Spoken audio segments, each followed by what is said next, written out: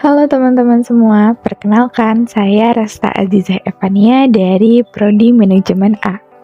Di sini saya akan menyampaikan tentang business environment atau bisa juga disebut dengan lingkungan bisnis. Nah, beberapa topik yang akan dibahas adalah pengertian lingkungan bisnis, komponen-komponen apa saja yang ada di dalam lingkungan bisnis, dan sikap pembisnis dalam menyikapi lingkungan bisnis yang semakin dinamis. Lingkungan bisnis dapat diartikan sebagai semua faktor yang mempengaruhi kegiatan usaha individu yang menghasilkan barang dan jasa.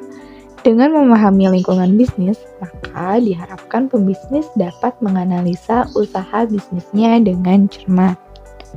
Kebutuhan masyarakat yang menjadi objek utama produksi juga harus dapat dilihat dengan baik oleh seorang pembisnis. Menurut Madura Jeff dalam bukunya Pengantar Bisnis Salemba 4 2007, menuturkan bahwa keberhasilan suatu bisnis pada umumnya bergantung pada lingkungan bisnis. Nah, dengan tanpa adanya lingkungan bisnis yang stabil, maka bisa dijamin sebuah bisnis tersebut akan mengalami sebuah kemunduran bahkan kegagalan. Menurut Murti Sumarni dan John Suprihanto dalam bukunya Pengantar Bisnis, Dasar-Dasar Ekonomi Perusahaan lebih menyebut lingkungan bisnis dengan term lingkungan perusahaan. Mereka membagi lingkungan perusahaan yang mempengaruhi operasi perusahaan menjadi dua bagian, yaitu lingkungan umum dan lingkungan khusus. Lingkungan umum perusahaan meliputi faktor politik, hukum, sosial, perekonomian, kebudayaan, pendidikan, teknologi, dan demografi. Sedangkan lingkungan khusus perusahaan meliputi penyedia, pelanggan, pesaing, teknologi, dan sosiopolitik. Jadi, dari beberapa teori tersebut dapat disimpulkan bahwa lingkungan bisnis adalah segala sesuatu yang mempengaruhi aktivitas bisnis dalam suatu organisasi yang menjadi faktor dasar bagi keberhasilan dan kesuksesan sebuah bisnis. Lingkungan bisnis sebenarnya dapat diklasifikasikan menjadi dua lingkungan, yaitu lingkungan internal dan lingkungan eksternal. Lingkungan internal dalam sebuah lingkungan bisnis dapat dipengaruhi oleh faktor-faktor yang meliputi pertama adalah tenaga kerja. Pada masa sekarang harus diusahakan agar tenaga kerja ini betul-betul menjadi teman atau pasangan bagi perusahaan untuk mencapai tujuan perusahaan. Sebab meskipun sudah banyak digunakan mesin-mesin, tetapi faktor manusia tetap berperan di dalamnya. Perusahaan perlu memperhatikan bagaimana cara mengelola tenaga kerja dengan sebaik-baiknya. Yang kedua adalah modal. Modal usaha yaitu sejumlah uang atau barang yang dibeli dengan uang tersebut untuk membuat produk yang lain. Barang-barang modal di sini adalah misalnya mesin, peralatan pabrik, alat-alat transportasi, dan lain-lain. Untuk itu, perusahaan harus mengusahakan bagaimana keuangan perusahaan dapat dikelola dengan cermat. Yang ketiga adalah material. Ini sangat berpengaruh sekali terhadap kelancaran proses produksi, sebab merupakan faktor pendukung utama dalam proses produksi. Termasuk di sini adalah bahan baku, bahan pembantu, tanah untuk proses produksi, serta bahan lain sebagai penunjang proses produksi. Selanjutnya adalah peralatan dan perlengkapan. Sebuah perusahaan tidak akan berdiri tanpa ditopang oleh peralatan dan perlengkapan yang dapat memproduksi barang dan jasa yang berfungsi sebagai output dari sebuah perusahaan. Perbedaannya adalah perlengkapan lebih cenderung kepada barang yang berangsur-angsur habis, bahkan bisa sekali pakai langsung habis. Sedangkan peralatan itu lebih kepada barang yang tidak mudah habis namun hanya mengalami penyusutan. Yang terakhir adalah metode. Metode yaitu merupakan suatu pelaksanaan kerja produktif, misalkan pengambilan keputusan, pemberian ide, inisiatif, dan pemikiran yang kesemuanya itu ditujukan agar pengelolaan sumber-sumber ekonomi dapat berjalan dengan lancar. Singkatnya, di dalam metode ini ialah pelaksanaan manajemen dalam perusahaan atau pengelolaan perusahaan. Sedangkan faktor-faktor eksternal terbagi menjadi dua, yaitu lingkungan makro dan lingkungan mikro. Lingkungan mikro meliputi yang pertama pemerintah. Di sini pemerintah sebagai pihak yang mengendalikan, mengatur, dan mempengaruhi kebijakan dan praktek sebuah organisasi secara fair dan aman bagi semua pihak. Segala peraturan industri yang ditetapkan oleh pemerintah ini harus ditaati oleh organisasi dalam operasinya, prosedur, perizinan, dan pembatasan lainnya untuk melindungi masyarakat. Kemudian, pemegang saham di sini juga berperan penting. Pemegang saham memiliki hak suara dalam menentukan kelanjutan bisnis sebuah perusahaan. Hal ini dikarenakan mereka mempunyai wewenang untuk menanamkan modalnya di perusahaan tersebut dan mencabut modalnya di sana. Selanjutnya, kreditor juga menjadi elemen eksternal dari sebuah perusahaan. Kreditor menjadi pihak yang mampu menjamin keberlangsungan bisnis sebuah perusahaan, terutama ketika sebuah perusahaan mengalami keadaan di mana mereka membutuhkan modal. Modal tersebut baik digunakan untuk langkah ekspansi atau perluasan area objek bisnis sebuah perusahaan, atau sebagai langkah represif ketika perusahaan mengalami kerugian yang berdampak pada bangkrutnya sebuah perusahaan. Selanjutnya adalah pesaing atau competitors. Pesaing merupakan elemen yang menunjukkan kesuksesan sebuah perusahaan dalam menjalankan bisnisnya. Jika sebuah perusahaan dapat mempertahankan produknya dan mampu bersaing daya dengan langkah-langkah yang efektif, maka bisa dipastikan usahanya akan menuai sebuah kesuksesan. Sebuah perusahaan di sini dituntut untuk dapat menganalisa pesaing-pesaingnya dan mampu mengambil langkah-langkah yang efektif dan efisien untuk tetap mempertahankan bisnisnya. Yang kelima adalah publik. Publik dalam hal ini adalah masyarakat. Masyarakat sebagai objek pemasaran atau marketing bisnis sebuah perusahaan tentunya dapat menilai produk-produk yang dihasilkan. Oleh karena itu, perusahaan tentunya haruslah dapat mencermati kebutuhan masyarakat di era tersebut. Produk-produk yang dihasilkan tentunya haruslah relevan dengan kebutuhan masyarakat. Nah, bila tidak, maka produk tersebut dipastikan tidak bisa laku di pasaran dan berakibat kebangkrutan sebuah perusahaan. Disinilah perusahaan juga dituntut untuk pandai menganalisa kebutuhan masyarakat sekitarnya. Elemen eksternal selanjutnya adalah perantara atau distributor. Peran distributor dinilai sangat sentral, fungsinya adalah sebagai penghubung antara perusahaan sebagai pihak produsen dan masyarakat sebagai konsumen, yang mampu membuat fungsinya yang sangat penting dalam keberlangsungan sebuah perusahaan. Distributorlah yang juga mampu memperluas. Selain lingkungan mikro, lingkungan eksternal lainnya juga dipengaruhi oleh lingkungan makro, yang meliputi pertama lingkungan ekonomi. Pada suatu keadaan perekonomian yang sedang tumbuh, secara umum kemampuan daya beli masyarakat untuk membeli suatu produk atau jasa akan meningkat.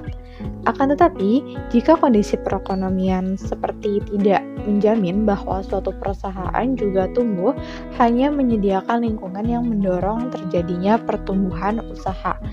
Dalam keadaan perekonomian yang lesu, daya beli masyarakat yang menurun membuat pertumbuhan usaha menjadi sulit, sehingga para manajer perusahaan harus selalu mengantisipasi variabel-variabel ekonomi seperti kecenderungan inflasi, tingkat suku bunga, kebijakan fiskal dan moneter, dan harga-harga yang ditetapkan oleh pesaing. Yang kedua adalah lingkungan teknologi. Teknologi adalah pengetahuan, peralatan, dan teknik yang digunakan untuk menggunakan bentuk masukan atau input menjadi keluaran atau output. Sehingga perubahan dalam teknologi dapat membantu perusahaan untuk menyediakan produk yang lebih baik atau menghasilkan produknya dengan lebih efisien. Selanjutnya, komponen politik atau hukum adalah undang-undang, peraturan, dan keputusan pemerintah yang mengatur perilaku usaha. Komponen politik atau hukum ini dalam suatu periode waktu tertentu akan menentukan operasi perusahaan, sehingga manajer tidak mungkin mengabaikan iklim politik dan hukum-hukum maupun peraturan yang ada. Yang keempat adalah lingkungan sosial kultur. Komponen sosial budaya merujuk kepada karakteristik demografi serta perilaku, sikap, dan norma-norma umum dari penduduk dalam suatu masyarakat tertentu. Pertama, perubahan karakteristik demografi atau pertumbuhan penduduk. Kedua, perubahan sosial budaya dalam perilaku, sikap, dan norma-norma juga mempengaruhi permintaan akan produk dan jasa suatu usaha. Selanjutnya, agar tetap kompetitif, perusahaan secara kontinu harus mencari baik lokasi pabrik yang lebih efisien maupun pasar yang paling menguntungkan bagi produk-produk mereka. Daya saing global menuntut negara, industri, dan perusahaan untuk bekerja dengan efisien dalam memproduksi barang dan jasa. Yang terakhir adalah lingkungan teknologi dan informasi. Apabila perusahaan ingin mengembangkan tingkat proses produksi dan kegiatan operasionalnya harus berpacu dengan kemajuan teknologi. Di samping itu, informasi juga harus dimanfaatkan dengan baik untuk perkembangan sebuah perusahaan.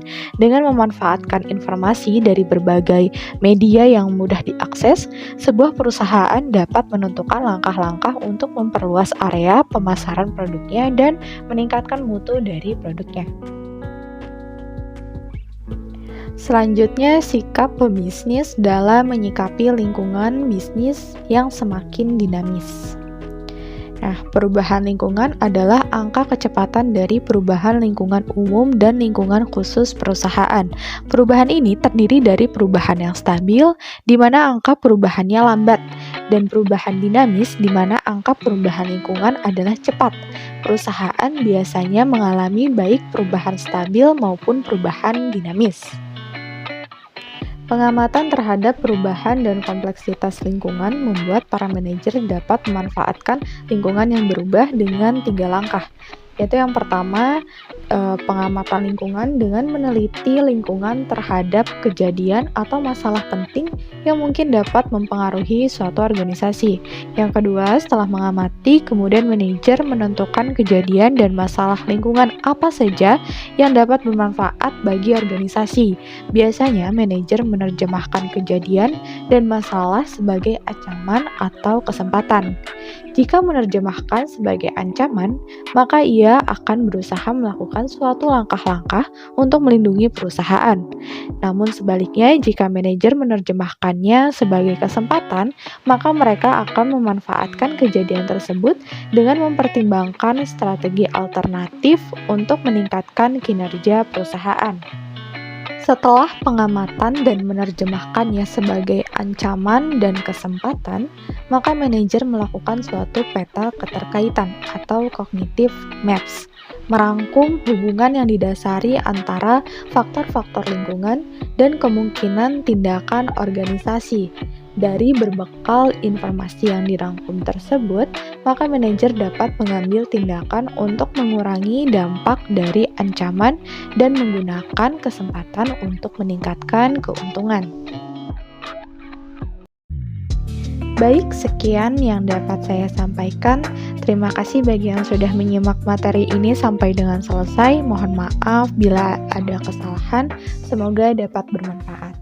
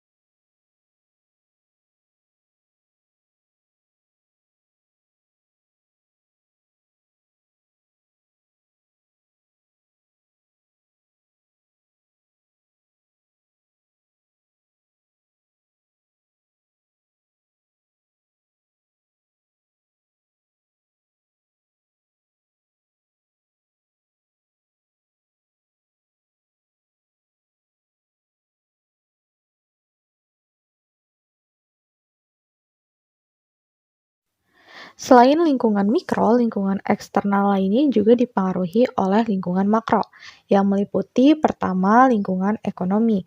Pada suatu keadaan perekonomian yang sedang tumbuh, secara umum kemampuan daya beli masyarakat untuk membeli suatu produk atau jasa akan meningkat.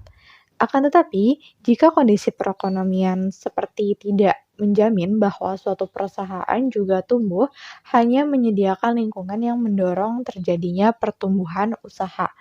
Dalam keadaan perekonomian yang lesu, daya beli masyarakat yang menurun membuat pertumbuhan usaha menjadi sulit, sehingga para manajer perusahaan harus selalu mengantisipasi variabel-variabel ekonomi seperti kecenderungan inflasi, tingkat suku bunga, kebijakan fiskal dan moneter, dan harga-harga yang ditetapkan oleh pesaing. Yang kedua adalah lingkungan teknologi. Teknologi adalah pengetahuan, peralatan, dan teknik yang digunakan untuk menggunakan bentuk masukan atau input menjadi keluaran atau output. Sehingga perubahan dalam teknologi dapat membantu perusahaan untuk menyediakan produk yang lebih baik atau menghasilkan produknya dengan lebih efisien. Selanjutnya, komponen politik atau hukum adalah undang-undang, peraturan, dan keputusan pemerintah yang mengatur perilaku usaha. Komponen politik atau hukum ini dalam suatu periode waktu tertentu akan menentukan operasi perusahaan, sehingga manajer tidak mungkin mengabaikan iklim politik dan hukum-hukum maupun peraturan yang ada. Yang keempat adalah lingkungan sosial kultur.